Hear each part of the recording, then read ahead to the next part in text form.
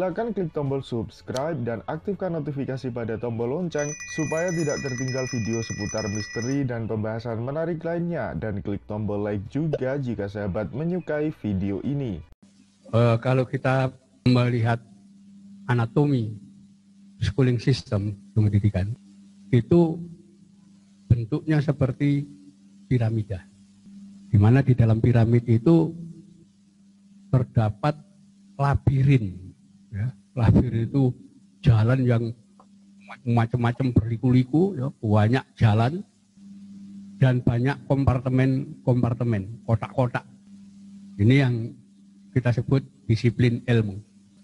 Artinya sekolah itu mengembangkan, ya, pengetahuan yang sifatnya disipliner, parsial. Jadi satu orang itu mempelajari satu disiplin ilmu. Makin tinggi jenjang pendidikannya, makin mengerucut kepada spesialisasi. Itu artinya orang kalau sudah belajar ilmu ekonomi, maka nanti ke S2, S3 juga ke ekonomi yang lebih detail. Di luar ilmu ekonomi dia tidak tahu apa-apa. Padahal di dalam perkembangan pendidikan Islam yang namanya pengetahuan itu tidak terspesialisasi khusus, tapi general. Orang mengetahui macam-macam disiplin ilmu. Kita kenal misalnya Ibnu Sina, yang di barat dikenal dengan nama Avicenna. Dia dikenal sebagai tokoh pengembang ilmu kedokteran modern. Dia seorang dokter. Tapi dari buku-buku yang beliau tulis, kita tahu beliau juga ahli kimia ternyata. Beliau ahli geologi, pakar astronomi, ahli ilmu mantek, ya, filsafat, macam-macam. Nanti kita ketemu Imam Ghazali sama. Banyak pengetahuan beliau. Di sekolah tidak memungkinkan. Orang hanya tahu satu disiplin ilmu yang makin lama makin terspesialisasi. Nah, susahnya sekolah ini berlebihan. Jika seseorang cerdas, pinter dalam satu disiplin ilmu, dan dia kemudian lulus sebagai sarjana, apalagi doktor, di bidang ilmu yang dia tekuni itu, maka dia dianggap sebagai orang cerdas, orang jenius, seolah-olah dia pinter dalam segala macam ilmu. Apalagi kalau sudah beroleh gelar profesor, doktor. Wah, ini sudah luar biasa. Dianggap dia sudah tahu segalanya, padahal faktanya tidak. Seorang profesor doktor di bidang ilmu ekonomi, dia cerdas dan pinternya hanya di bidang ilmu ekonomi. Dia tidak tahu apa-apa. Tapi secara umum masyarakat menganggap dia cerdas di segala aspek. Kita ambil contoh. Kita pernah punya seorang profesor dokter yang luar biasa cerdas, pinter, jenius. Almarhum Profesor Dr. B.J. Habibie. Itu semua orang mengatakan, beliau orang cerdas, orang jenius. Dalam fakta, Profesor Dr. Habibie itu jenius, cerdas di dalam bidang ilmu mekanika. Dalam ilmu politik nggak tahu apa-apa beliau. Ya, karena itu ketika terjun menjadi presiden, ya kebingungan beliau. Hilang negara di bagian timur, lepasan, bingung. Ini berlebihan orang menilai sekolah itu.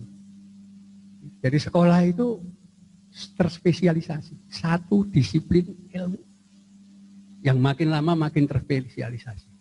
Dia mengetahui ilmu ekonomi, ya ekonomi, tok di luar ekonomi dia tidak tahu.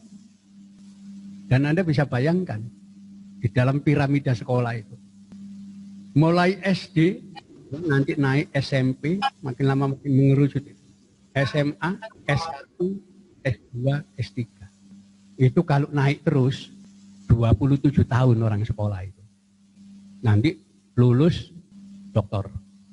selama 27 tahun, itu kalau naik terus loh ya, selama 27 tahun belajar, mulai SD sampai S3, belajarnya hanya di dalam kelas.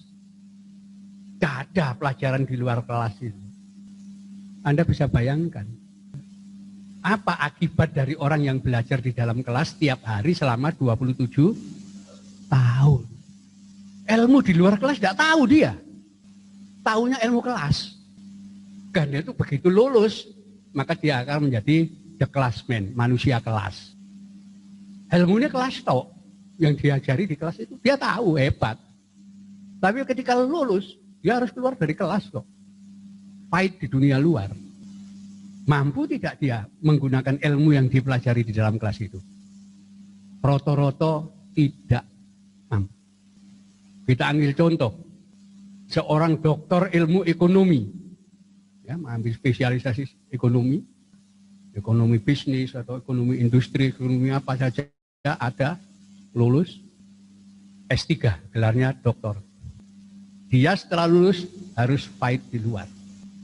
Pertanyaannya, mampu dia, ya, mampu tidak dia mempraktekkan ilmu yang dia pelajari di kelas itu untuk sukses sebagai seorang praktisi ekonomi di dunia real? Faktanya tidak ada. Kenapa? Pejuang-pejuang ekonomi yang sukses sampai mereka dapat predikat konglomerat, bankir, investor, ya, terusnya spekulan macam-macam. Nggak ada itu dokter lulusan sekolah. Nggak ada.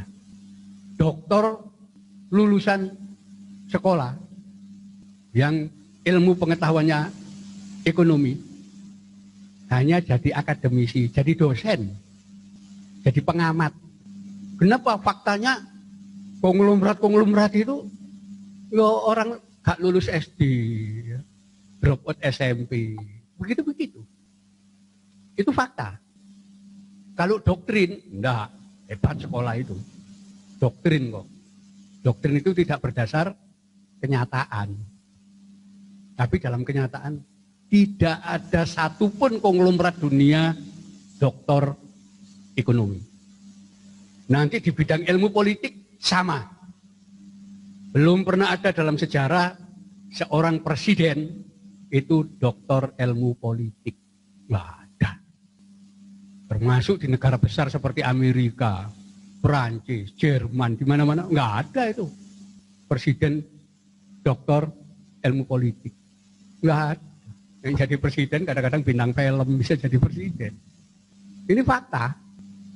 Jadi sekolah itu ketika kita hadapkan pada realita, ya sudah kita lihat, ya, betapa beratnya itu.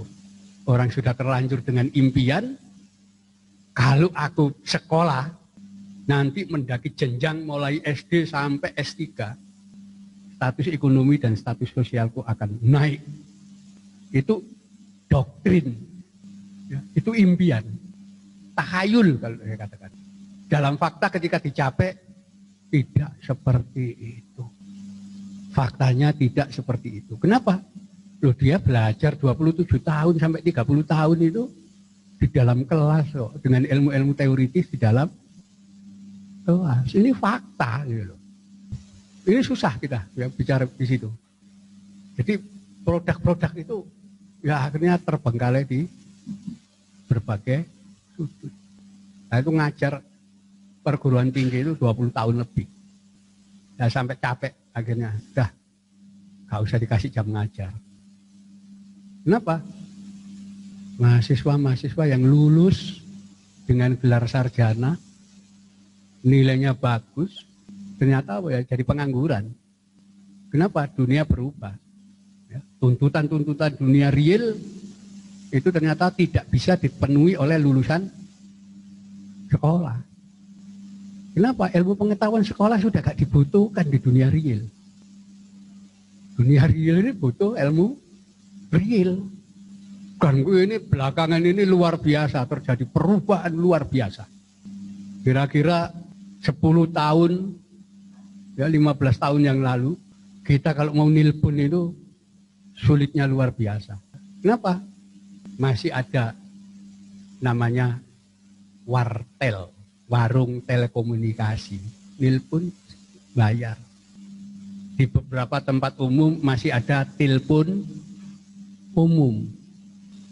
Sekarang udah ada itu. Telepon itu sudah tidak dibutuhkan. Ya, wartel itu sudah tutup dengan sendirinya, orang tidak butuh. Tiap orang sampai orang desa pun sudah pegang HP. Langsung telepon.